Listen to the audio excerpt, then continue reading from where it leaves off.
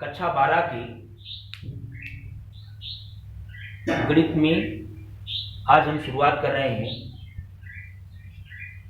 आव्यूह पाठ, जिसको इंग्लिश में बोलते हैं मैट्रिक्स।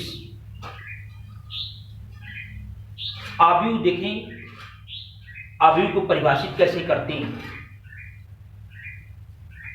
आव्यूह में ये यम एन संख्याओं का ऐसा समूह है जिसे m पंक्तियों और n स्तंभों में रखा जाता है।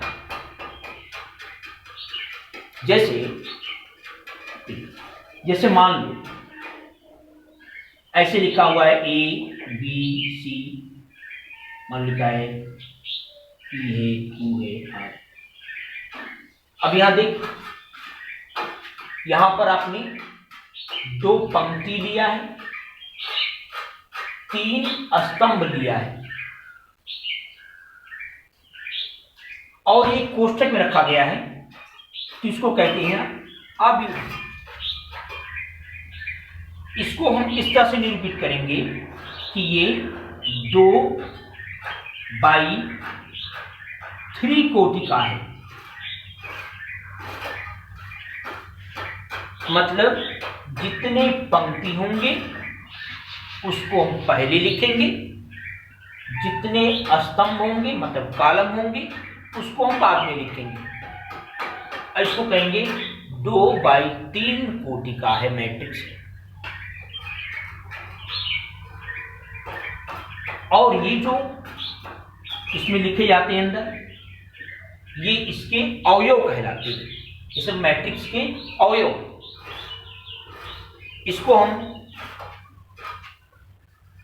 संकेत में इस तरह से व्यक्त करते हैं A11, A12, A13, A21, A22, A23, इस तरह से। A11 का मतलब है पहला ये पंक्ति और पहला स्तंभ, ठीक। A11 हो गया। A12 का मतलब है पहला पंक्ति दूसरा स्तंभ। A13 का मतलब है पहला पंक्ति तीसरा स्तंभ। ऐसे A21 है दूसरा पंक्ति पहला स्तंभ, दूसरा पंक्ति दूसरा स्तंभ, दूसरा पंक्ति तीसरा स्तंभ, इस तरह से। यानी इसको हम AIJ से निरूपित करते हैं। अब I माने यहां पर लिखा जाएगा पंक्ति की संख्या और J माने होगा स्तंभ का। जैसे यहां पर अगर हमने लिया I के स्थान पर 3, J के स्थान पर 2, तो A32 का मतलब है वह एलिमेंट, वह तत्व जो तीसरे पंक्ति में है और दूसरे स्तंभ में। देखिए, तीसरे पंक्ति में दूसरे स्तंभ में। जैसे मान लो यहां लिखा हुआ हो A31, A32, A33। देखिए, तीसरा पंक्ति दूसरा स्तंभ, ये पहला पंक्ति है, ये दूसरा पंक्ति है, ये तीसरा पंक्ति है, तो तीसरा पंक्ति हो गया और दूसरा स्तंभ, ये पहला स्तंभ, ये दूसरा स्तंभ।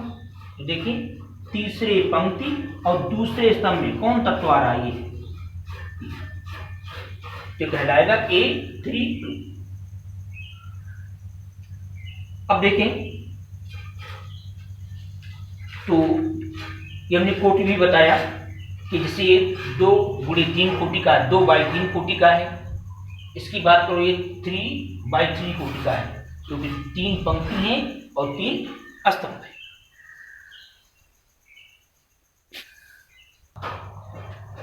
अब देखें आव्यूहों के प्रकार, टाइप्स ऑफ मैट्रिक्स में पहला है क्षैतिज आव्यूह, हॉरिजॉन्टल मैट्रिक्स। क्षैतिज आव्यूह इसे हॉरिजॉन्टल मैट्रिक्स कहते हैं। हॉरिजॉन्टल मैट्रिक्स क्या है? ये देखिए, ये क्षैतिज अवयव कहलाए, मतलब जिसमें पंक्ति की संख्या कम हो, स्तंभ की संख्या अधिक हो, उसको हम क्षैतिज अवयव कहते हैं। जो देखने पर ऐसे दिखाई पड़े, ऐसे। कहने का मतलब ये है कि जिसमें पंक्ति की संख्या अधिक हो और एक कॉलम की संख्या कम हो, उसको हम बोलते हैं क्षैतिज अवयव, हॉरिजॉन्टल मैट्रिक्स कहते हैं। दूसरा है ऊर्ध्वाधर, वर्टिकल मैट्रिक्स।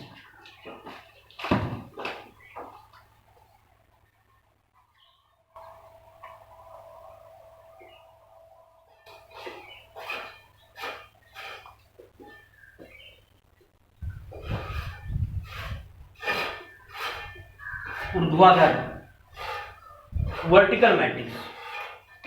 वर्टिकल मैट्रिक्स किसे कहते हैं?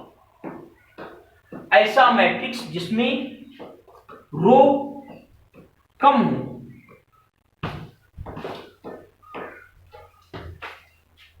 जिसमें रो की संख्या अधिक हो और कॉलम की संख्या कम। ऐसे जैसे मान लो इसे लिखा हुआ है 2, 3, यहाँ 5 है, 6, कुछ भी लिख सकते हैं, 7,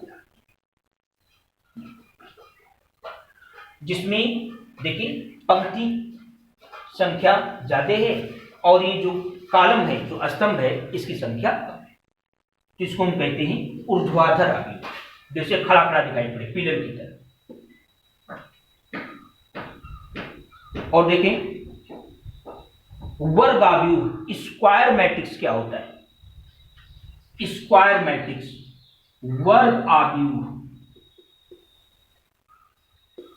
स्क्वायर वर्ग अवयव उसे कहते हैं जिसमें रो और कॉलम की संख्या समान है।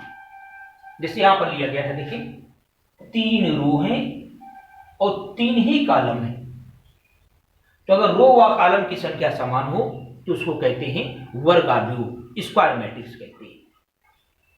और देखिए प्रिंसिपल डायगोनल, मुख्य विकर्ण किसे कहते हैं? प्रिंसिपल डायगोनल, मुख्य विकर्ण, मुख्य विकर्ण, प्रिंसिपल डायगोनल देखो किसे कहते हैं? आपने भी पढ़ा वर्ग अवयव। वर्ग अवयव माने स्क्वायर मैट्रिक्स जिसमें रो और कॉलम की संख्या समान होती है। जैसे हमने एग्जांपल लिया ऐसे,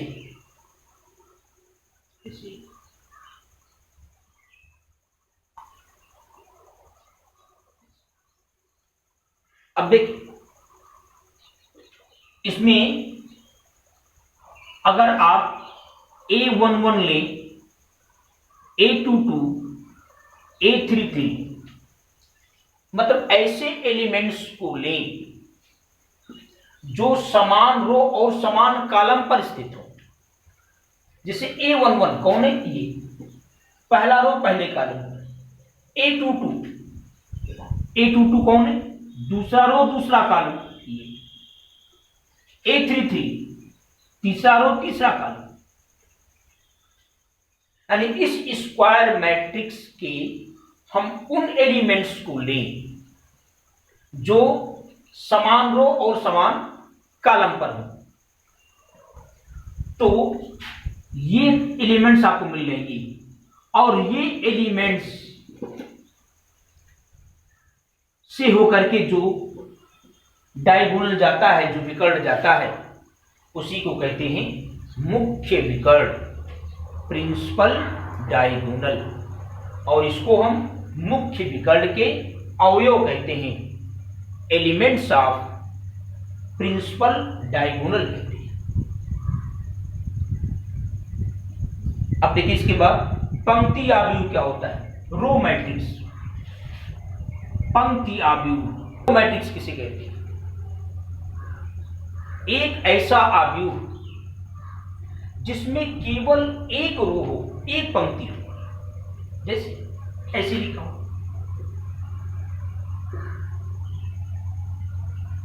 इसमें केवल एक पंक्ति है, तो जिसमें केवल एक पंक्ति है, वो एक रो हो, उसको हम बोलते हैं पंक्ति आव्यूह रो मैट्रिक्स। इसी प्रकार से है स्तंभ आव्यूह कॉलम मैट्रिक्स। कॉलम मैट्रिक्स क्या होगा?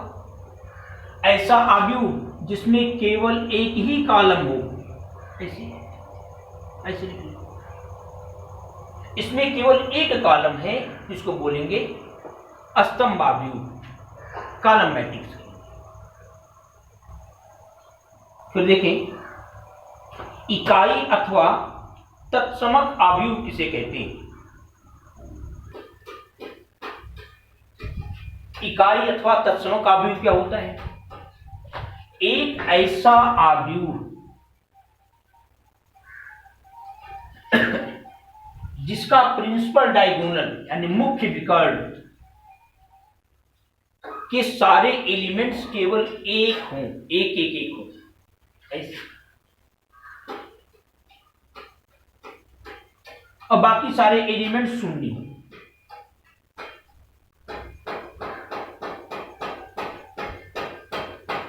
ऐसे मैट्रिक्स को कहते हैं आइडेंटिटी मैट्रिक्स, यानी ऐसा स्क्वायर मैट्रिक्स, ऐसा वर्ग आव्यूह जिसके मुख्य विकर्ण के अवयव केवल एक हों, उनके एलिमेंट्स केवल एक हों और बाकी सारे एलिमेंट्स क्या हों? शून्य हों। उस आव्यूह को कहते हैं आइडेंटिटी मैट्रिक्स। देखिए विकर्ण आव्यूह क्या होता है? विकर्ण आव्यूह का मतलब एक ऐसा वर्ग आव्यूह यानी एक ऐसा स्क्वायर मैट्रिक्स जिसका डायगोनल छोड़ करके यानी मुख्य विकर्ण छोड़ करके शेष सारे तत्व क्या हो? शून्य हो। देखिए माना ए लिखा है यहां बी, यहां सी, जीरो कर दो, जीरो। इसके केवल प्रिंसिपल डायगोनल जो मुख्य विकर्ण है, इसी में केवल एलिमेंट्स हैं जो शून्य नहीं, और बाकी सारे के सारे क्या हो? शून्य। तो ऐसे आव्यूह को हम कहते हैं विकर्ण आव्यूह डायगोनल मैट्रिक्स। अब फिर देखें अदिश आव्यूह किसे कहते हैं? स्केलर मैट्रिक्स किसे कहते हैं? स्केलर मैट्रिक्स अदिश आव्यूह क्या होता है?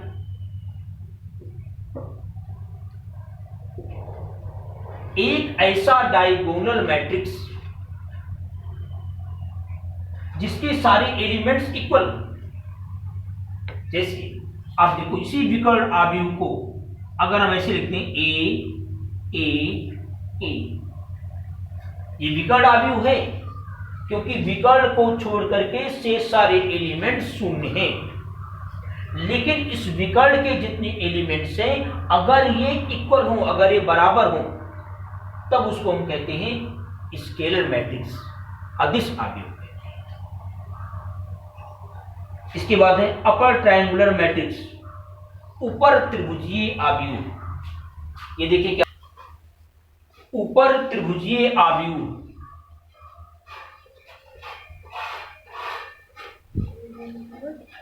ऊपर त्रिभुजीय आव्यूह अपर डायगोनल मैट्रिक्स। ये क्या होता है? एक ऐसा वर्ग आव्यूह यानी एक ऐसा स्क्वायर मैट्रिक्स जिसके प्रिंसिपल डायगोनल के ऊपर अशून्य अंक हो, अशून्य चीजें हो, और उसके नीचे सभी शून्य हो। यहां कुछ भी लिख सकते हैं। इस मुख्य विकर्ण के नीचे के सारे एलिमेंट्स क्या हो? शून्य हो।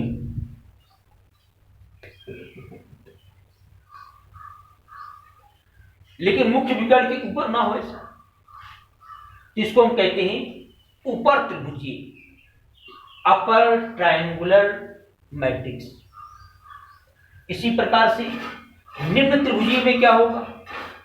निम्न त्रिभुजीय में हो जाएगा इसका उल्टा, यानी इस मुख्य विकर्ण के ऊपर सारे एलिमेंट शून्य होंगे और नीचे वाले नहीं होंगे, तो उसको हम बोलते हैं निम्न त्रिभुजीय आव्यूह।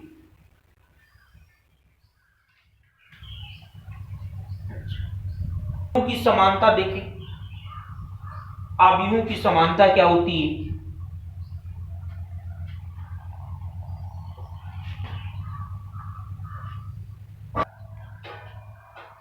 आव्यूहों की समानता इक्वलिटी ऑफ मैट्रिक्स क्या होता है? अगर दो आव्यूह समान कोटि के हों, समान कोटि का मतलब जैसे ये मान लो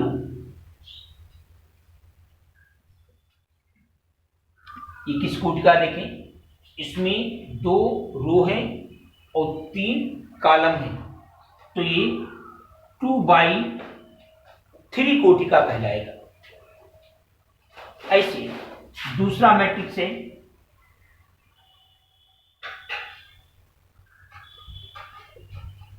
ऐसे ये भी 2/3 का।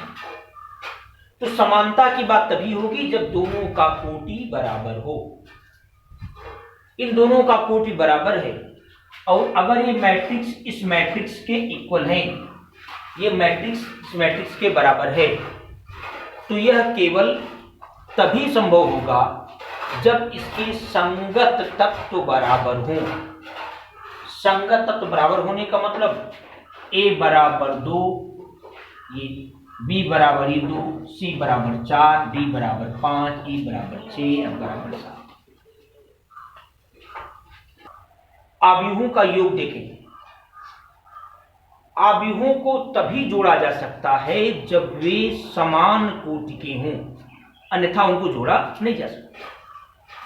और इनको जोड़ने में हम केवल संगत तत्वों को जोड़ते हैं।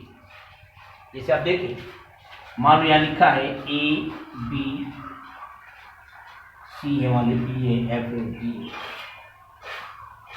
दूसरा देखें, मान लो 1 लिखा हुआ है, 2 लिखा है, 3 लिखा है, 4 है, 5 है, 6। ये किस कोटि का है?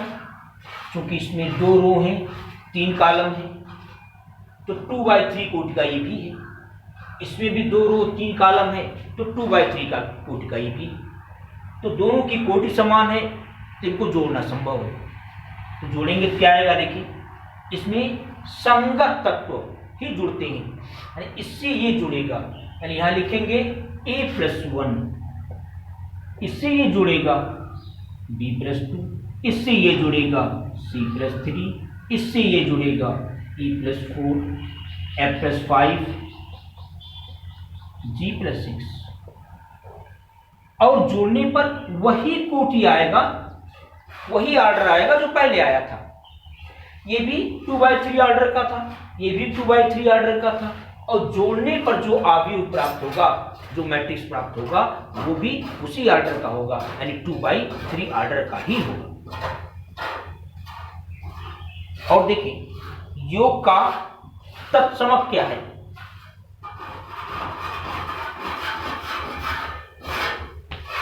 एडिटिव आइडेंटिटी क्या है?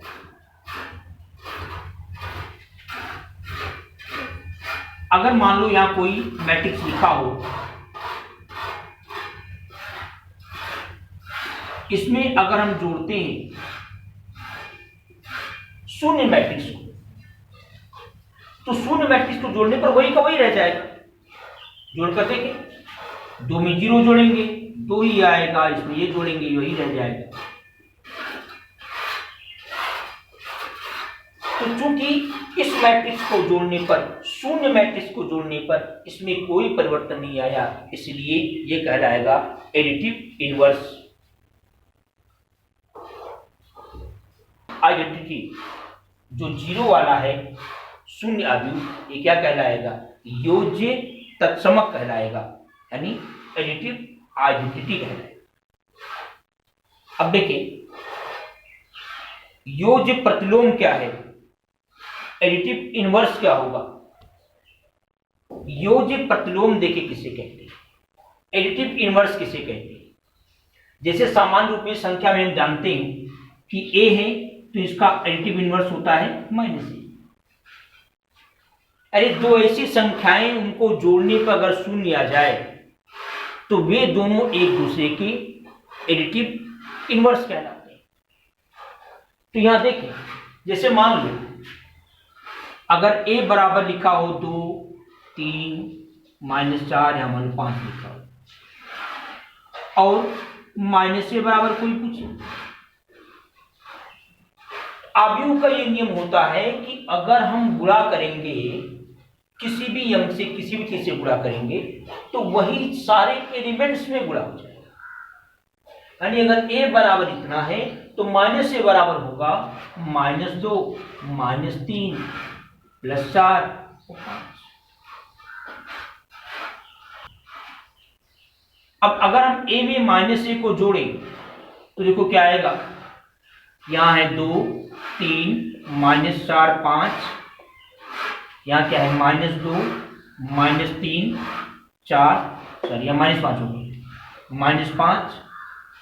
जब आप इसको जोड़ेंगे तो देखें क्या हो जाएगा, संगत तत्व 2, -2, 0, 3, -3, 0, -4 +4 0, 5, -5 0, तो ये 0 मैट्रिक्स आ गया।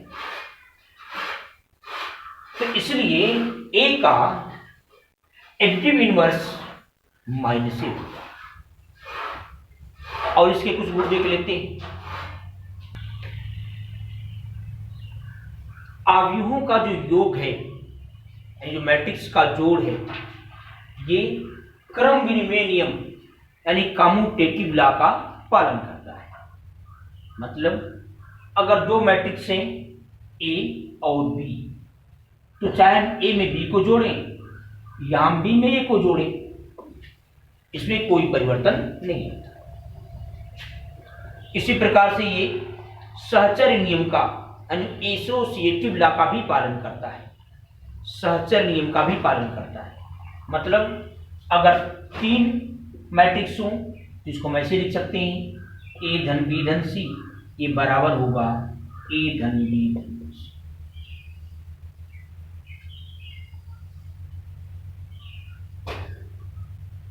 और अगर किसी अधिक संख्या से किसी मैट्रिक्स में गुणा किया जाए, जैसे मान लें यहां लिखा हुआ है A B C D E F, ऐसे लिखा हुआ है, A बराबर इतना है। अगर हम किसी अधिक से गुणा करें, मान लो 2 से गुणा करते हैं, तो अगर 2 से गुणा करेंगे तो इस 2 का गुणा सब में होगा, सारे एलिमेंट्स में, यानी हो जाएगा 2a 2b 2c ऐसे 2d 2e 2e। अब आज की वीडियो में केवल इतना ही। अगले वीडियो में इस पर कुछ सवाल क्वेश्चंस देखे जाएंगे।